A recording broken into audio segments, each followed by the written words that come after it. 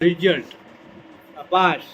ચકલીના બચ્ચા જે ઓવરમાં રાહ જોતી હોય ચકલીને ચણ લઈને આવતા અને ઉડતો ભમરો રાહ જોતો ખીલતા ગુલાબનો, પણ જિંદગી જીવી છે અમે 100%ની વાત છે.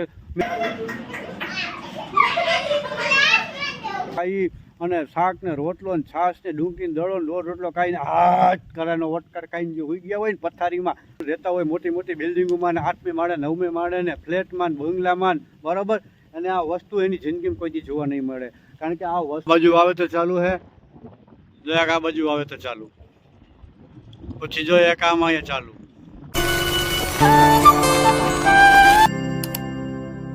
હેલો મારા યુટ્યુબ ફેમિલી, કેમ છો બધા? મજામાં? અમે પણ મજામાં જ છીએ. ભગવાન બધાને રાજી રાજી રાખે અને જય જવાન જય કિસાન. અને મારા દેશના શહીદોના ચરણોમાં વંદન કરી શરૂઆત કરી દીધી છે આજના એક નવા વ્લોગની. અને બધા આપણે જો મજામાં જ છે, કારણ કે હવે તો બધા મજામાં જ હોય ને ભાઈ. કાળિયા ઠાકરે લીલા લહેર કરી દીધા, વાવણી લાયક વરસાદ થઈ ગયો છે. બધા પોતપોતાના કામમાં અમુક જગ્યાએ વાવવા વર્ગી ગયા, અને જ્યાં પાણીનો માર હોય ને હજી એકાદ સુધી જાળવવું જો છે. વરસાદ આજે ખાદીમાં આવ્યો નથી, બાકી જે આ રીતે આગળ અંધારેલો છે, આ બાજુ છે, આ બાજુ અંધારેલો છે. ટૂંકમાં પૂર્વ ટના ટન એવા ઉગતી આવે છે, જોઈ લ્યો. આ પોળા કાઢતી આવે છે, ઉગી ગઈ છે. હાથ આયરું વાવી થયું ને એટલે એ હવે કંઈ ટેન્શન જેવી વાત નથી. વચારે એક જગ્યાએ થોડીક જોબ છે મારે ઉપલે હેઠે જે પસાર છે ને, ત્યાં થોડુંક પાણી ભરાય છે ને, ત્યાં હજી ઉગ્યું નથી. કારણ કે ભાઈ આપણે એક તો 32 નંબરમાં 4-5 પાણી પાઈથી જતા પડું ટાટું પડી ગયું હોય ને, વાવ્યું માથે વરસાદ થયો પડું ટાટું પડી ગયું છે. અંદર દાણો કોટાઈ ગયેલો છે, નીકળી જાય એ ફાઇનલ વાત છે, પણ 2-4 દી લેટ થાય નીકળી જાય. તમે ખોદીને જોયું ને તો દાણો અંદરથી કોટાઈ ગયેલો નીકળે છે, બરાબર. જો આયરું પારા ભરી જાતો ઊંડો ગયો હોય ને ત્યાં પોળા કાઢે છે, ઓલી ઉગી ગયું છે, ઓલી એક દી મોડી લેટ થઈ. પણ જો આવું ઉગાવો હોય તો પેટ ઠરે ભાઈ. બાકી ઓલું 32 નંબરમાં તો થોડું પાંખું હતું. આપણે જો આ બાજુ વાવેતર ચાલુ છે મોટા ટ્રેક્ટરેથી, આ બાજુ વાવેતર ચાલુ છે. જો એક આ બાજુ વાવેતર ચાલુ, પછી જો એક આમાં અહીંયા ચાલુ. આ ચારી કોરા બધા મારા ખેડૂત ભાઈઓ જો ધીરે ધીરે વાવવા વર્ગી ગયા ભાઈ. હવે તો ભાઈ હજી એક જ વરસાદ થયો છે, અને એ કાલ નહીં પરમદી વચમાં એક દી વયો ગયો છે. એક જ વરસાદની અંદર આમ તો જોવો આ બધા પાંદડા જે ઝાડવા છે એને કેવા બધા જો એકદમ ચોખ્ખા થઈ ગયા, બહુ એકદમ ફ્રેશ થઈ ગયા. જોવો આ ચીકુડી મારી જોઈ લો, આ ચીકુડી જોઈ લો કેમ ફ્રેશ. કે ભાઈ વરસાદ વગર તો બધું નકામું છે. એક જ વરસાદની અંદર બાકી તમે આપણું પાણી છે બોરનું વાયુનું જે કાંઈ હોય પાણી ગમે એટલું પાવે ને ગમે એમ કરો, માથેથી છાંટો ને તો પાંદડું ભરતું જાય. બાકી જો આ અમૃત, વાહ ભાઈ, આ બધા કે ને ભાઈ ઉપરથી આવે નહીં અમૃત, એ અમૃત જ છે. તમે જોવો આની ફ્રેશ વગર તો નકામું. અને આપણે પછી જો આ ચાલુ અત્યારે છટક છાંટો પડે છે. જે આપણા હિસકે છે ને આપણે હિસકે આ જો આ બે સાઉન્ડ છે આપણા જબરા બાયણે રાખી દીધા. અને ભાઈ અત્યારે વરસાદના ગીત સાંભળતો તો હું આ ભેથી ઉતરો મોઘેરો મહેમાન ને બધે વાવણીના જે વરસાદના જે ગીત છે બધે સાંભળતો તો ચા પાણી બનાવીને ચા પાણી પી લીધો. ને જે ભાઈ મોજ છે ભાઈ અહીંયા અત્યારે સાંજના છે ને 6 વાગ્યા છે, અને ભાઈ આ એકદમ શાંતિ શકૂન મળે મનની અંદર, અને એકદમ માઇન્ડ ફ્રેશ થઈ જાય એવી મજા આવે છે.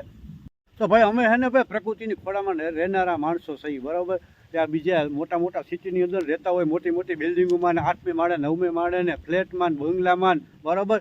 અને આ વસ્તુ એની જિંદગીમાં કોઈથી જોવા નહીં મળે, કારણ કે આ વસ્તુ આનું આખી ફિલિંગ જ અંદરથી અલગ ઉતરે, અલગ ઊભી થાય, બરાબર. સાંજના 6:30 વાગ્યા છે અને હળવા વાદળા થયા છે, હળવો ઠંડો પવન આવે છે, કોક છાંટો કરે છે. અને ઝાડવાની નીચે અમારી વાડીની અંદર અમે રહી છે ને ભાઈ, આ આખું ફિલિંગ જ બીજું છે. આ વાતનું વર્ણન જ ન થઈ શકે ભાઈ. અમે છે ને પ્રકૃતિની ખોળામાં રહેનારા છીએ. આ ખેડૂત મિત્રોને ખબર હશે ભાઈ. અને સાંજે ઘરે જઈને ધોભાવીને દોઢ રોટલો ખાઈ અને શાક ને રોટલો ને છાશ ને ડુંગળી દળો લોટ રોટલો ખાઈને હાથ કરાનો વટકાર ખાઈને જે હોઈ ગયા હોય ને પથારીમાં, ખાટલા બાટલા કાંઈ નહીં હો, પથારીમાં નીચે હોઈ જાય. સાંજે હુતા ને સવાર ઉઠી એટલે સવાર, રાતે નીંદર ના ઉડે, થાયકા બાયકા હોય. આ આખી વસ્તુ બીજી જિંદગી ભાઈ. આ જીવ ભલે કામ કરી છે, મહેનત કરી છે, બરાબર, અને રોજનું રોજ કરીને ખાવાવાળા છે અમે. એટલી બધી સગવડ નથી અમારી પાસે, પણ જિંદગી જીવી છે અમે 100%ની વાત છે. મેં શું કીધું ફેમિલી, બરાબર કીધું? કોમેન્ટ કરીને જણાવજો ભાઈ. આ જિંદગીની મોજ છે ને કંઈ બીજી અલગ પ્રકારની છે. આ મોજ જે મેં કીધું ને એમ આ મોજ છે ને ભાઈ, જે આ વાડીએ આવતા હોય ને હળવા છાંટા પડે છે, વાદળા છે અને કુદરતી હવા છે. આ વસ્તુ હું કહું ફેમિલી સિટીમાં રહેનારા માણસોને મળે, જે હાથમાં માળે રહેતા હોય ફ્લેટમાં બંગલામાં રહેતા હોય ને આ વસ્તુ જોવા નહીં મળે અને આ જિંદગી જીવી પણ ના હાગે. આ એની પાસે સગવડ છે, એની પાસે પૈસા છે, અમારી પાસે સગવડ નથી, અમારી પાસે પૈસા નથી, પણ જિંદગીની ઓરિજિનલ જે લૂંટ છે એ અમે લૂંટી છે. ઓ ભાઈ એ બે ફિકર હોય, એ શંકા વગરની વાત છે. એ કીધું એમ જા હે ને ભાઈ હિસકી ને સાઉન્ડ સિસ્ટમ ચાલુ છે અહીંયા. વરસાદના મેહુલાના ગીત સાંભળી છે અને ચા પાણી બનાવીને પી લીધો છે અત્યારે.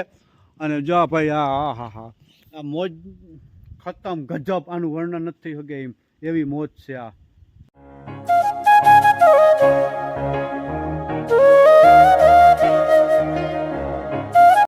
અને ભાઈ વાવણી થાય ને વરસાદ આવે ને તે મારો ભાઈ મારો ખેડૂત કેવો રાજી થાય. ભૂખું વાછરડું રાહ જોતી ગોંદરેથી આવતી એની ગાયનું, અને 2 મહિનાનું બાળક રાહ જોતું જે ઘોડિયામાંથી ઉઠે એની માનું, અને ચકલીના બચ્ચા જે ઓવરામાં રાહ જોતી હોય ચકલીને ચણ લઈને આવતા, અને ઉડતો ભમરો રાહ જોતો ખીલતા ગુલાબનો. આવી રાહ જોવે મારા ભાઈ મારા ખેડૂત મિત્રો વરસાદની. અને જે મેહુલો મંડાણ કરે ને પછી ભાઈ એ ખેડૂતની જે અંદરથી જે નીકળે ને કે આહા ભાઈ ભાઈ, અને હું કહેતા હોય વરાય વરાય મારા ધણી વરાય. તો જો પાછો અત્યારે હે હાઈના 6:30 વાગી ગયા, વાડીએ સો ઝરમર ઝરમર ચાલુ થઈ ગયો હે. આ મારી વાડીએથી ગામમાં જવાની ગાડી જોવો એવું લાગે ને જંગલની વચારેથી જાય છે, જ્યાં એટલી ઊંડી છે. ઘરે જતો હતો ને પાછો વરસાદ ચાલુ થઈ ગયો છે. ત્યાં હાઈના 6:30 વાગ્યા છે. અધવસર આવીને કોકની વાડીએ જો ઓયડી છે અહીંયા રહેવું પડ્યું છે. જો ચાલુ થઈ ગયો વરસાદ ચાલુ થઈ ગયો છે. જો ઓલી બાજુ ખુલ્લું છે, બાકી આ માથે કાળું ડિબાંગ થઈ ગયું છે. આ બધું એકરો થવા માંડ્યું છે, ચાલુ થઈ ગયો પાછો.